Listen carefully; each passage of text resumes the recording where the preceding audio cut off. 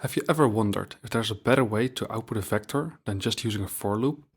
Whether there's a standard way to do this with just a single function call, or maybe turn it around and read input into a container with only a single line of code? With iterator adapters, the standard library provides the tools to do just that. In this Bits of Q tutorial, we will discuss the adapters introduced by the standard library in the iterator header. There are basically two categories of iterator adapters.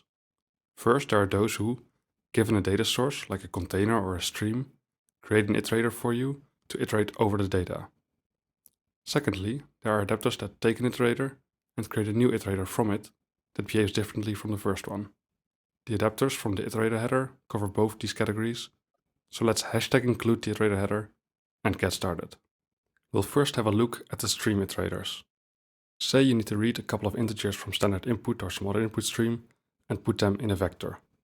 You could use std_cin's streaming operator to do this, but if you want a bit more flexibility, it's better to use the iStreamIterator adapter to create an iterator from the standard input stream.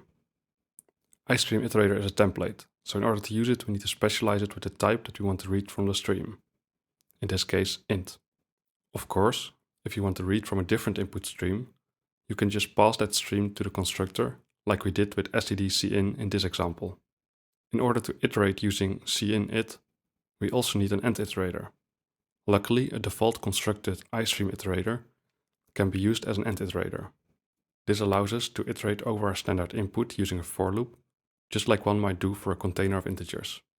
Just like when you are using the streaming operator on std_cin, this will keep reading integers until it encounters the first non-integer.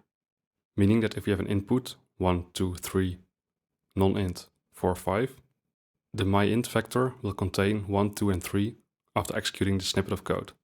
Where the iStreamIterator is for input streams, we can use the oStreamIterator to iterate over output streams. Next to the stream, the oStreamIterator takes an optional second argument, a separator to output every element that is written to the stream. I can now use a range-based for, where I simply assign to count_it in order to output every integer in myInts. Note that dereferencing this output iterator is not needed to assign to it. As I said before, using iterators instead of directly using the input and output streams gives you a lot more flexibility. In particular, it allows us to use the algorithms from the standard library with our streams. We can, for example, simplify this code and make it more expressive by using the standard copy algorithm, which I discussed in my algorithms from the standard library series. We simply pass the begin and end iterators of myInts as the source range for our copy and use count_it as the destination iterator. If we now give as input 1, 2, 3, we'll get as output 1, 2, 3, comma. If you don't like this last comma, you can get rid of it by simply passing myInts.end -1 as the end of your input range and outputting the last integer separately, like this. To also simplify our input, we should first introduce the inserter-iterator adapters. So let me do that now, and then we will return to this example afterwards. Say I have a container, and I want to insert elements into this container. For sequential containers, like the standard vector or list, there are two operations for this which might be supported. You can either add the element to the front or to the back. If you are dealing with a non-sequential container, such as a set or a map, you will have to use the insert operation to insert new elements. The inserter adapters allow you to create output iterators from your containers to execute these operations whenever an element is written to them. You can create a back insert iterator from a container using the back inserter function. Similarly, to insert to the front of your container, create your iterator using front inserter. Lastly, using the std_inserter function, you can create an insert iterator for your sets and maps. Again, there is no need to dereference these iterators before assigning to them. Dereferencing them is a no-op, meaning it does not do anything. As such, these two lines do exactly the same thing. Now that we have introduced the inserter iterators, we can revisit our stream iterator example. We currently collect the inputs into a vector using a raw for loop and a pushback call for each of the elements. Let's refactor this snippet using another std copy and a back insert iterator. Doesn't that look much cleaner? Of course, now that we can turn streams into iterators and can use iterators to write to our containers, we can do much more than simply copy elements. This opens the door for all the algorithms from the standard library to be used. The possibilities are endless. If you want to learn about these algorithms, make sure to subscribe and check out my running series on algorithms from the standard library after you finish watching this video. There's a link in the description. For the last part of this tutorial, we'll look into the second category of iterator adapters, those that turn one iterator into another type of iterator. The simplest of these iterator adapters is the reverse iterator, which you can create from any bidirectional iterator by calling the makeReverseIterator function. In this case, we turn an iterator pointing to the begin of my ints to a reverse iterator, which may be used to specify the end of a reverse iteration. Of course, if you have access to the container itself, you can also just use the rEndMember function to get the same iterator. As such, this adapter is mostly useful when writing generic algorithms which operate only on iterators. For example, if I want to write a generic function up-down, which outputs the elements in a range from start to end and then back, I could write something like this. Let's have a look at this function line by line. Up-down takes two parameters, a begin and an end iterator. I'm using the 0+20 bidirectional iterator concept here to allow this function to accept any iterator that can be used bidirectionally. The auto keyword is used here to invoke the shorthand notation for using concepts.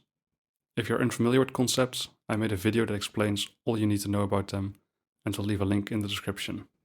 If you do not have access to C+20 yet, you can of course also just use templates to create a generic function that accepts different types of iterators. Anyways, onto the body of the function. First, we use an OStream iterator adapter to create an output iterator to write standard out, and use an SD copy to copy all the elements from our input range to it. Now for the new part. Using makeReverseIterator, we create a reverse iterator for position and -1. This will be the reverse begin of our range. Then we do the same thing to create a reverse end from our begin iterator. Both are passed to std copy together with the output iterator. If we now call up-down with my int.begin and my int.end, it will output 1, 2, 3, 4, 3, 2, 1. In this way, a simple function like makeReverseIterator can be very powerful when writing generic iterator-based algorithms. There's one more iterator adapter that I want to talk about before we wrap up this video. I will demonstrate this last adapter with an example. Say you have a vector of strings which you want to concatenate. You could easily do this by using a call to std_accumulate. But what if you know that you will not need the input strings anymore? In that case, it would be much more efficient to move inputs instead of copy them, which is what is currently happening in this accumulate call.